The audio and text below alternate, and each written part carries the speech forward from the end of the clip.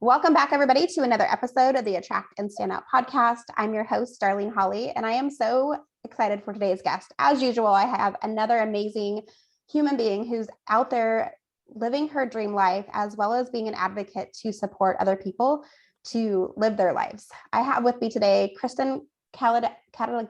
I told you I could not say this word. As always, I botch every name that I can't roll off my tongue. So Krysten, welcome to the show, and please tell us how to say your name properly because I know I just botched it. It's all good, Darlene. Don't worry about it. It's definitely a difficult word, actually. My name is Krysten, but on the internet, I go by Krysten Kaladkarin, which means somebody who actually says yes to everything. So yes to opportunities, yes to helping, yes to a better life, yes to growth, So that's what it means. And yeah, that's how to say my name, actually. I love it. And I love the fact that you lead your life by saying yes to things and just putting yourself out there and seeing where life takes you on an adventure, it sounds like, because I know that you do a lot of traveling, as well as you are in Ukraine right now on the ground supporting Ukraine with the war and everything that's happening over there right now. So before we dive into that, which I know we're definitely going to talk a lot about today, just kind of tell us a little bit about who you are, how you came on this path that you're in Ukraine, and give us some backstory to it. So yeah, actually, I've been traveling the world now for about 5 years. And the style of my travel is only hiking and hitchhiking, which gives me an on-ground access to the communities that I actually come across or cross paths with. My travel style is characterized by learning about a country's traditions, culture, language, music, art, history, theater, and also politics. By doing so, I am able to actually not just see the beautiful things of a country, but to actually gain a good understanding of every place that I go to, of every person that I meet, because I believe that as travelers, we have the responsibility to be able to take off the rose-colored glasses and to see the places that we visit for what it is. And so because of these immersions, I realized that there's a lot of things that we can do as individuals, as travelers, to be able to give back to the people that we come across, that we're not just supposed to be bystanders. We're not just supposed to be silent and living our own lives, but also we have a purpose to be able to help people who are in need, who are also, the same, cut from the same cloth as us. If there's something that I learned from my adventure, it's that everybody, regardless of the flag we're under, language we speak, religion we have, our dreams, our goals, we're all the same person. We all deserve to live and be happy and to have a good life. So that's how I come across it. And I'm really proud of the work that I'm doing because I believe that the future of travel should be like this. We shouldn't be just traveling for ourselves, but we should be thinking and rethinking every decision that we make on the road, because this is what's going to sustain the travel industry, and this is what's going to sustain the communities affected by this industry as well. Yeah, I absolutely love just everything that you said right there, like the way that the way that you look at life and the way that you show up for yourself to be curious and to explore and to see people for who they truly are is something that I think our world is missing deeply right now.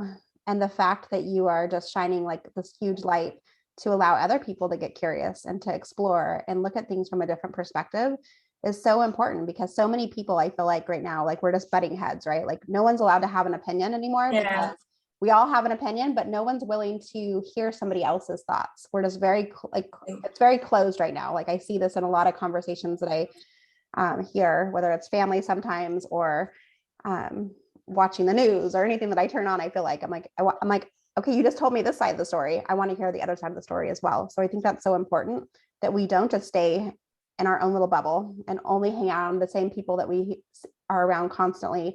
And we don't expose ourselves to other cultures, to other thoughts, to other religions, to other ways of life. So I love that you're doing this and that you're like actually on the ground, like doing it, because, it's something that I haven't experienced myself, but I would love to. And I think it's something that a lot of people are curious about. They want to be able to see what it's like to go out into other places and not have judgment, not have their opinion misguiding them and what that conversation might look like, or being open to seeing what other people can explore. So I know that you said like you do like hitchhiking, and like you're doing going to all these places, and you're kind of just on the ground meeting with people. What was it? Do you like remember the point in your life where you're like, ooh, I want to like go on this first adventure, or you started like getting passionate about this? Was there a certain like point in your life where you can remember like that first time? Yeah, but I have to tell you though, Darlene, it's never too late to try it. Right? Yes. Thank you for that. Yeah, there's a big world of opportunities just right at your doorstep. It doesn't have to be too far. You don't have to be in Ukraine to help, or for example, if you want to explore, it doesn't have to be halfway around the world. It could be in your local neighborhood, and it could be another state you want to visit, or something like that. Another country, a neighboring country, anything is possible. Yeah. So I think the turning point in my life was, I've always dreamt of being a traveler. That's the thing about me, I grew up cutting out those pictures from the magazines and putting them in my journal and putting them like posters on my room. I remember the Colosseum, like Santorini, all of these things, and when I was studying journalism, so I'm a journalist.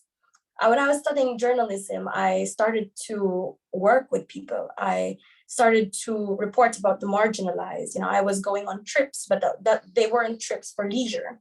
They were documenting people who were actually oppressed.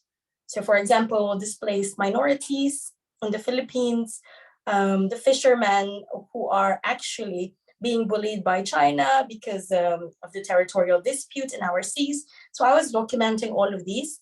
I was going to protests, and this shaped my awakening. After college, I realized that, hey, I want to pack my bags and leave. I was supposed to become a lawyer, and I was supposed to work for a local newspaper. But the thing is, I wasn't happy going down that way. I realized that, okay, my gut was telling me that this is not what the path is that I want to go. This is not where I want to head down to. So I packed my bags, and I had no money at all. I had like 1 month's worth of savings. I only planned it for 1 month, and I would come back to the Philippines, but I fell in love with travel. I don't know at which point I did, but I burned my return ticket, and I just kept going. And so I needed to make it work. I was staying in budget accommodations. I was looking for entry-level jobs online. I was sleeping in bus stations and train stations and trucks of strangers, And I remember all of these things just for me to make it work. And I have to tell people this, like the 1 month that we earn here doesn't compare to the West. Our wages in the Philippines are much, much less. Like you could save up for 6 months and have a year in the Philippines, when you're out there. Yeah. But for us, it's really a struggle to be able to do this life. So I pushed myself, like you said, I showed up. And so I decided to do this because I really wanted to learn more. I wanted to have that sense of storytelling and to get to know all of these stories and to relay them, to amplify these voices that I see, ordinary people like you and me. And I wanted to be able to learn about the world myself. And that's why I decided to keep going until I reached that goal to hike and hitchhike the world and to combine my love for advocacy and adventure. And, anything's possible. So even though I'm in a war zone, I believe that in the future, I'll be able to do it. And my platform will keep growing and will keep helping and will keep giving back to all of these amazing people. Yeah. And it's such a, I just love the way you describe it, because so many people are afraid. Like we have these dreams and these visions, we want to travel the world. We want to do these different things. And so many people are held back, right? Because they don't trust that they can do it, or they're worried about the financial piece or what their family will think. Like there's so many pieces that come into it. So I love that you just like put yourself in a position where you're like, I'm just going to go do this. And it hasn't been easy. Like you just shared, like you slept in bus stations and in people's random strangers' cars while they were probably driving somewhere. And it's something that I think so many people that I talk to And maybe it's different for each of us, like what our dreams are and what our goals are and what our adventure might be. Like not everyone's going to have the same adventure as you do. And it's okay to put yourself out there and trust that the universe or God or like whatever you believe in is going to show up and create the pathway for you to be successful, whatever it is, whether you're running a business and you're putting your finances in line for business growth and different things like that, and you're quitting your job, or you're just, going on an adventure and trying things differently. You mentioned that I think you used the words amplifying voices.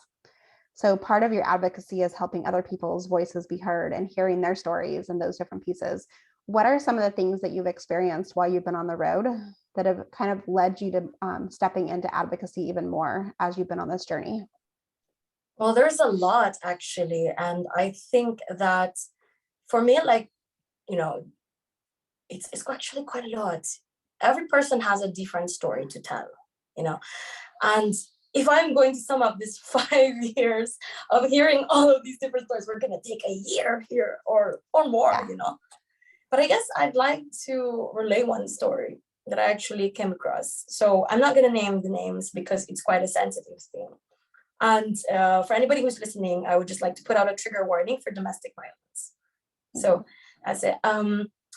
I met this lady. She hosted me. Her family hosted me. They picked me up from the side of the road in the mountains of Tajikistan. And at first, I thought they were a perfect family. They seemed to be nice and loving, playing children and everything. We had some musical nights. I stayed with his family for 3 days. I thought everything was good. Everything was great. But on the third day, the wife actually admitted to me that her husband was beating her up. And she was suffering from this marriage. And all the 3 days that I was there, she had to show her best, but she wasn't feeling her best. And she was an English teacher. So she knew how to speak English and there was no language barrier there. And she said, I could leave, but I can't. I could take my kids, but I have no money because he doesn't let me work. And she proceeded to show me the bruises and scars and everything. And all of those heinous things that he did. And I realized that, okay, I shouldn't just be telling stories that are beautiful, stories that inspire people. I should be telling stories too of things that actually matter, that a lot of women go through this. A lot of women don't speak up about this because they're afraid. And if I can use my platform to be able to tell her story, I may not be able to take her with me, even though I really wanted to take her with me. But she has 3 kids.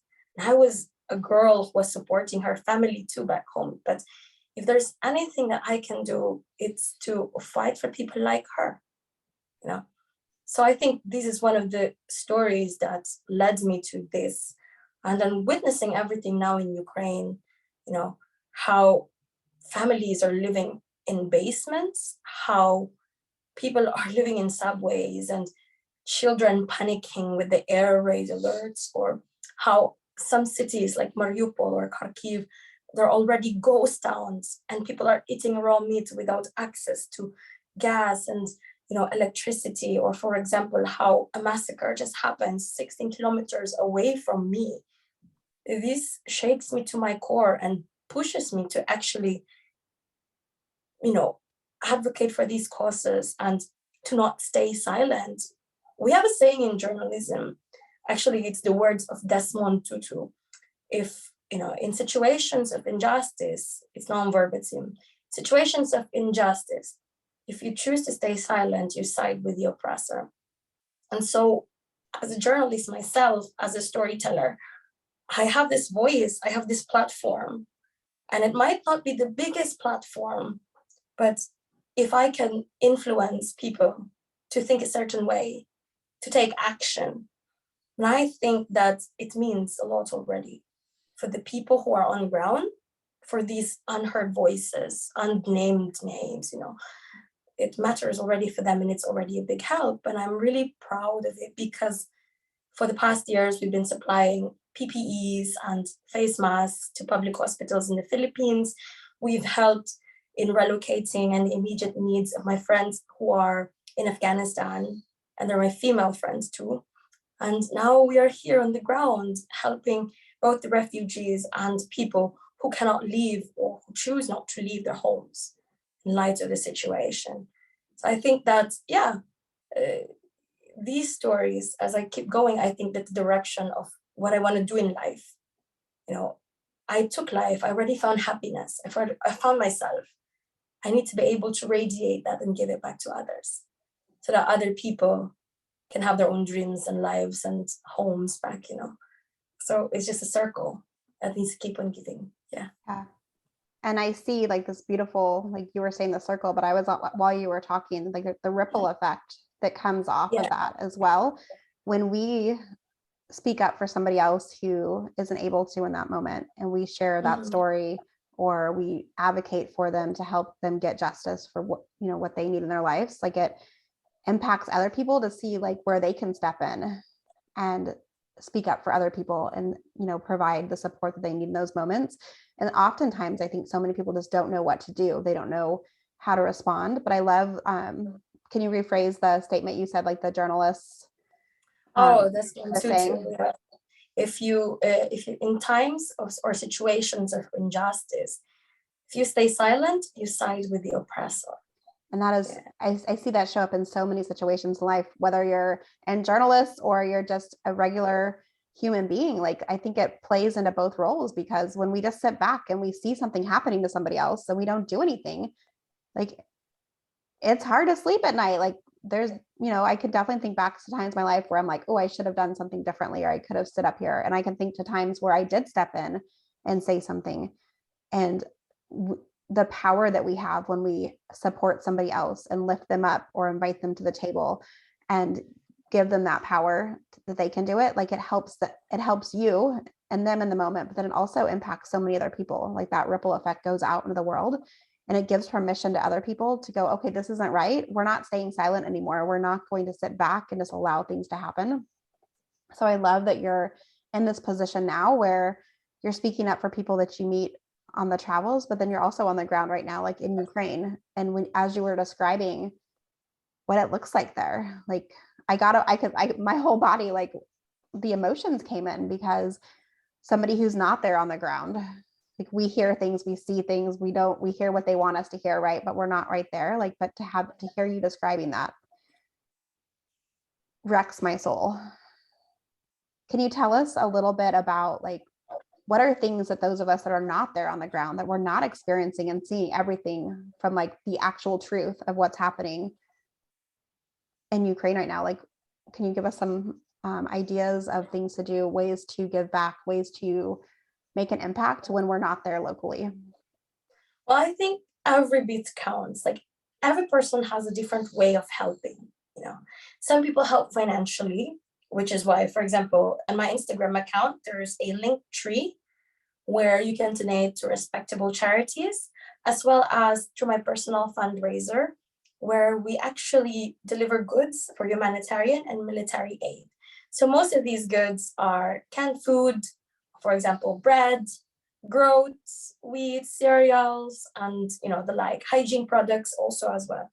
And we have other people who love to share information, who are creators in a way. They make art, they do podcasts, and they talk about these things, they publish infographics, they review information, they fact check. And it's also another way to help. There are people who actually want to learn about the culture of Ukraine, because it's not just the people who are in danger here, but also an entire culture. Our cultural landmarks here, their sandbags are stacked next to them just to protect them from the Russian shelling. So people also try to learn how to make borscht, which is a Ukrainian soup, the national food here. Some people go on Duolingo, actually. Duolingo had 577% like ratings for it raised up the people who want to learn Ukrainian. Some people read the literature. Some people read, watch their films or listen to their music. It's also a way to support. And some people like me are on the ground, they volunteer. Some people have actually enlisted for the International National Guard, like something for military here to fight here. Some people go on the borders to be able to shuttle the refugees to safer places. Some people rescue animals. Some people host refugees. So there's a lot of ways that you can help. And these are just some of them. And if you have your own passion and if you have your own way and you merge it with something that's happening, something that you can be silent about, like this war, if you combine it, I think it's a beautiful way to help in whatever way. Every bit helps. So you can support your chosen charity. You can be on the ground if you're brave enough and if you have combat experience. You can actually make your own art or content about it, talk about it with your friends, your circles, and you can learn about the culture, or for businesses, hire Ukrainians. Ukraine has a good pool of talent, especially in IT and tech, hire people here, give free for educators, give free English classes, because these people are going to different countries and most of them need English speaking jobs. Or if they're going to your country and you find a refugee there, why not offer a free language course to help them ease in? Businesses can also help Ukrainians, Ukrainian artists, Ukrainian translators, graphic designers, content creators, support them because they need it. They've lost everything now. And those are just several of the ways that you can help. But whatever help that you give it from your heart. And I'm sure that it's already enough that you stand with us here. Yeah. Yeah.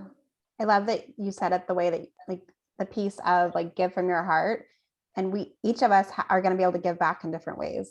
What one does not mean that's the only way to do it. And I love that it's like there's so many ways that you can give back, whether it's hiring, people from Ukraine to do work for you if you have a business, or just donating if that's the easiest way for you to do because you don't have the abilities to, be there doing things, or finding other ways to get creative to support. And you mentioned just like making a Ukraine recipe and like keeping the culture going, that alive. I know that's something like you try. As soon as you said that, I was like, why haven't I not thought about doing something like that with my kids? Like just as a way to teach my kids about Ukraine right now, and like pieces that don't look the same anymore. Like we've never been there.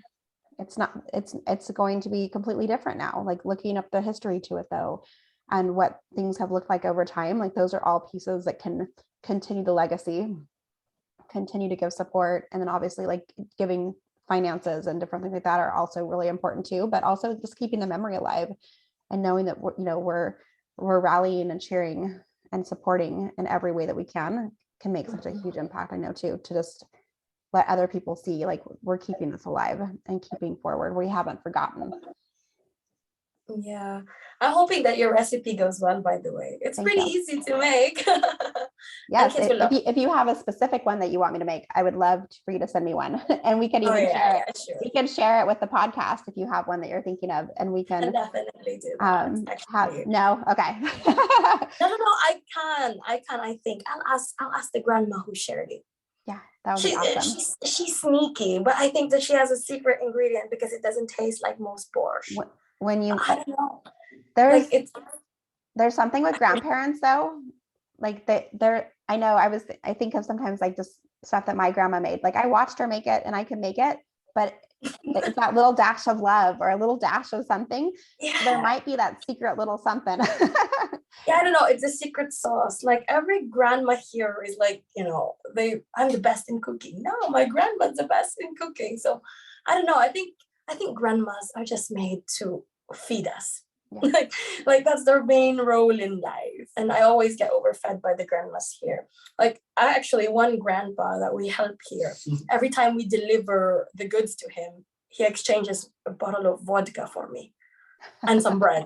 And I'm like, all right, what am I gonna do with this? I actually don't want to drink it. And then he's like, I'm gonna drink with you, we're gonna drink together.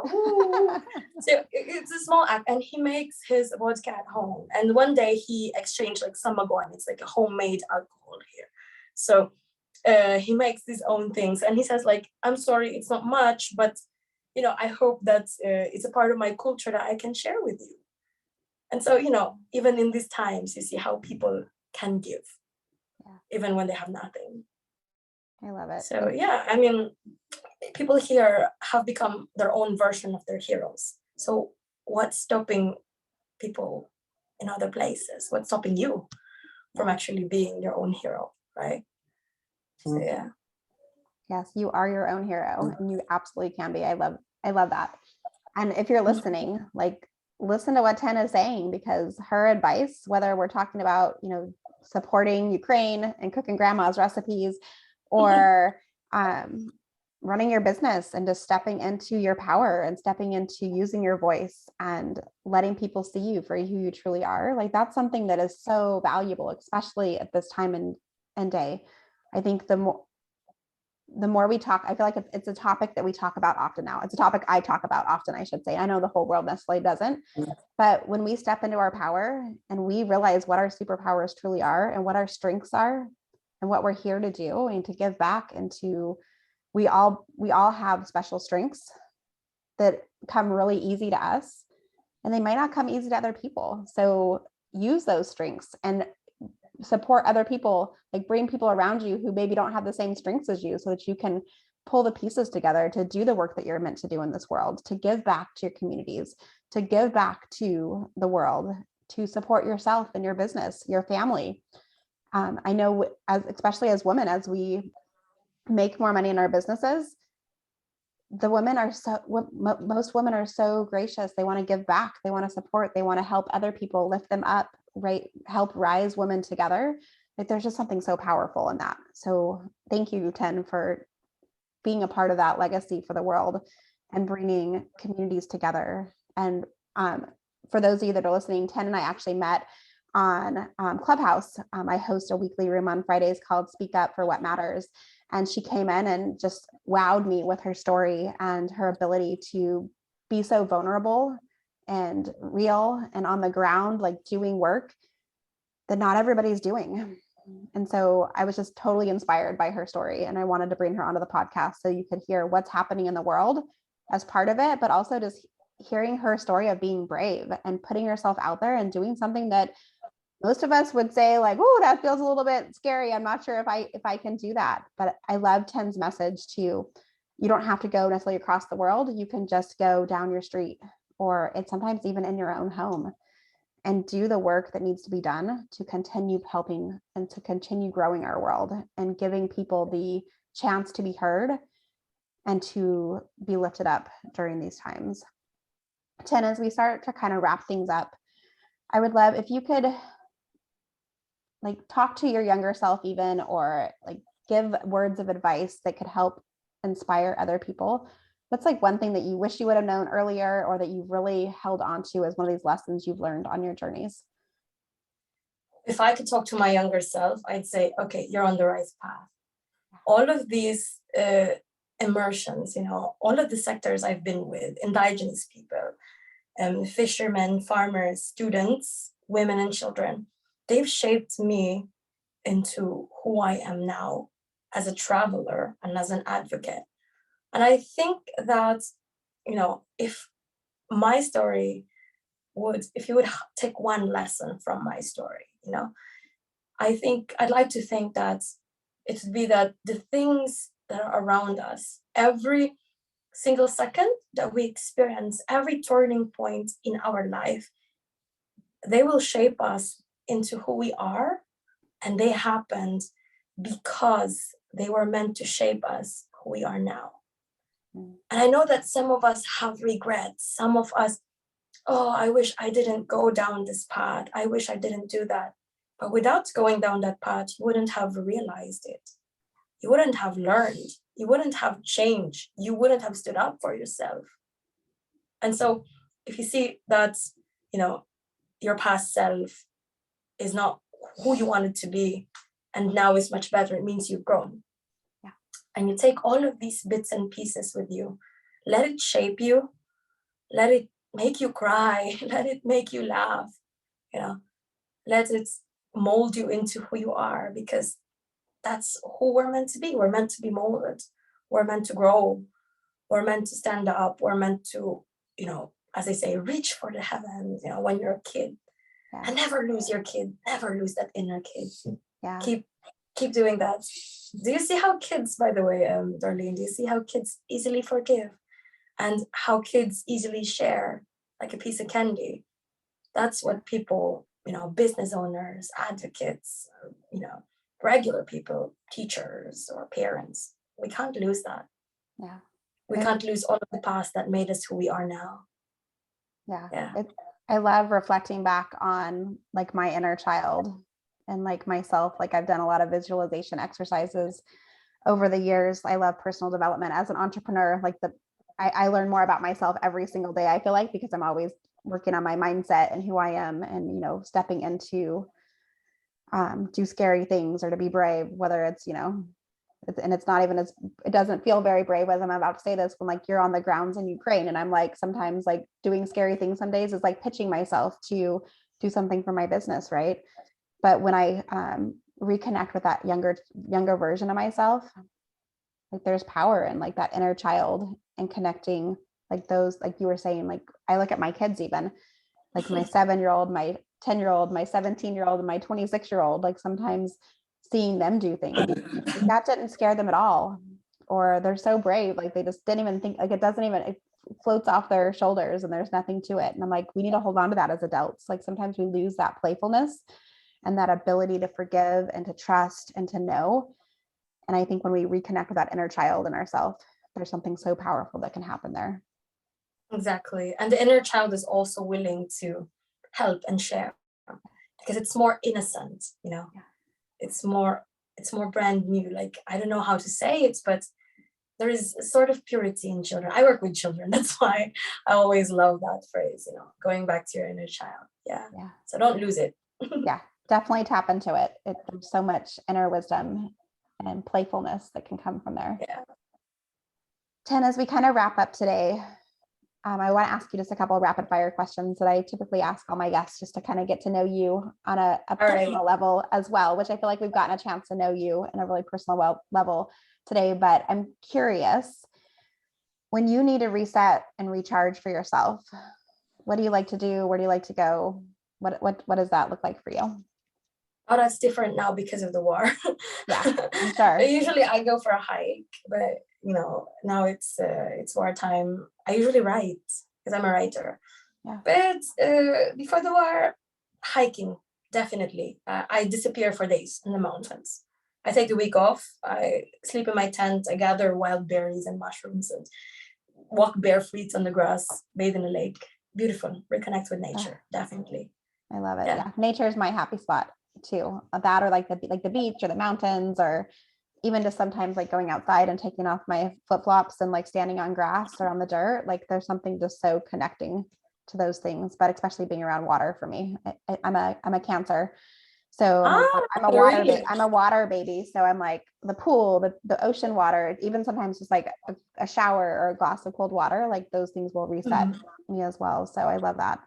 Yeah, my mom's a Cancer too. She's like you. Like yeah. She loves the water as well. I'm an air sign. I'm a Libra. Okay. So yeah. Love it. And then if you had one person that you can say has made the biggest influence in your life, who would you say? And like, what's one reason why you would say it? My mom. 100%. Like, I wouldn't go far. Like, there's a lot of heroes, a lot of noble people, a lot of good advocates. But my mom taught me how to be good and kind. She was the first one who taught me to say thank you to waiters, to drivers, to farmers, to everybody that I meet, to say please, to say I'm sorry. And she taught me to never hate my dad, who was an absentee dad. She taught me to never hold grudges. And that's why I think I've maintained this inner child within me as we speak. And why I'm so giving to people is because I saw how my mom gave to the world and to the people around her. Yeah, it's going to be her. Yeah. Love that.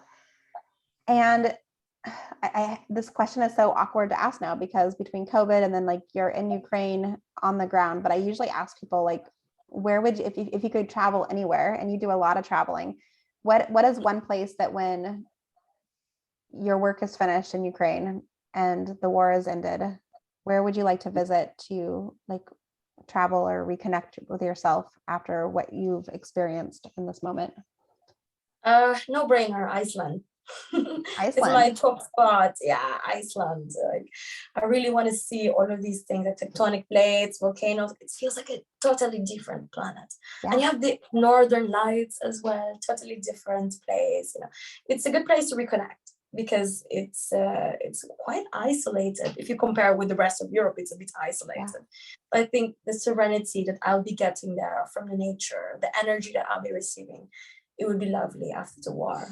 But then again, when Ukraine opens, I hope that's me and my friends would get to travel, because Yeah. I want to be with people I haven't seen, with the brother who enlisted in the army, or my friends who have evacuated, my co-workers. I really want to see them, Yeah. all of them. That's just my wish right now. Yes. That is my wish for you and for Ukraine as well. Like, this has to stop. Yeah, it has to. It's not okay. Like, I won't, No. like, It's the things that are definitely happening over there, like, it doesn't make sense to my brain, my body. Like, I don't understand how anybody can think that they can be so powerful and just take what they like. I was like trying to explain it to my kids recently. I'm like, that's like taking a toy from or taking like a toy from if you're a toddler, like taking the toy from somebody else and be like, well, I want it. I'm sorry, I'm taking it anyways. They're not even saying I'm sorry. They're just taking it. And like, I was trying to explain it like in easy terms for them to explain, or like saying like, that's like taking our neighbor's front yard, like, because we want it, we're just going to take it. Like, that's not okay in any world that we live in. And so I really hope that we can all pull together and give back to Ukraine and do all the things to get Ukraine back to the beautiful country that we know it is. Ten, thank you so much for being on the ground and giving us a glimpse into Ukraine and a glimpse into your world and the work that you're doing right now. I know you mentioned you have a link tree on your Instagram, and I will definitely make sure that's in the show notes for the podcast and on YouTube and all the places. Can you just give us like another couple of sentences of like, what are the links that are there, and what's the easiest way to make an impact right now, especially financially, if that's something that somebody can do? So, as a travel blogger, I post content about war stories in Ukraine. And I hope the first thing is that people will subscribe to these things, because they are notes from on the ground. They are the stories of the people that I have along the way. And the next thing is that I have a link tree on my Instagram. So it's on my Instagram bio under that Stand with Ukraine. There is a list of different charities catering to different sectors. For example, the military, medics, you have volunteers as well, teachers, because schools need to keep running, people need to keep teaching. We also have some for the elderly, some for refugees, families who have fled. And personally, my fundraiser is for people who are here in Kyiv and in the surrounding areas. So I'm trying to help, and proceeds of my fundraiser will also go to my babulia Luda, my grandma, in Kherson. She's in a southern city that's being sieged by the Russians, and humanitarian aid is being blocked. So if we are able to send her directly this money, she can buy some products or medicine that is closer to her, and she doesn't have to wait for the aid. What else? It also goes to my two sisters who have recently fled to Italy right now to be reunited with their mom, because they need to start anew. They need their own supplies. All right. So this goes to the people, the communities, the refugees, and also to my chosen family here who are affected by the war. And you can find it in the link tree under the Krysten Kaladkarin fundraiser. And click that. It's going to take you to PayPal, which is now available in Ukraine. Or if you don't have PayPal, it's the same username for my Payoneer. And if not, you can get in touch with me on my Instagram, Krysten Kaladkarin, to find out what is my IBAN, which is the international banking system, or Western Union MoneyGram. We also accept it here, because now the fees are waived for Ukraine. So these are the ways that you can help financially. If you are an advocate for a certain sector, there is most certainly a sector for you to help out here. And if anything resonated with you in the stories that I tell, or if you share the same love for people as I do, and if you can see or the radiation, like this love that I have for my own family here that I'm supporting in this war, then you can also choose to help us, because every cent goes to them, nothing goes to me. All right. This country that has embraced me. So yeah, just that link tree. And Beautiful. I'm hoping that, whatever path you choose to help in Ukraine, that you'll realize that helping is better than being silent. Yes. Yeah, because we can't stay silent anymore. Yeah. You cannot. Ten, thank you so much for the work that you're doing. Please give to 10, whether it's whatever place that she mentioned right now, like whatever felt like that was the place that you're supposed to give and to connect.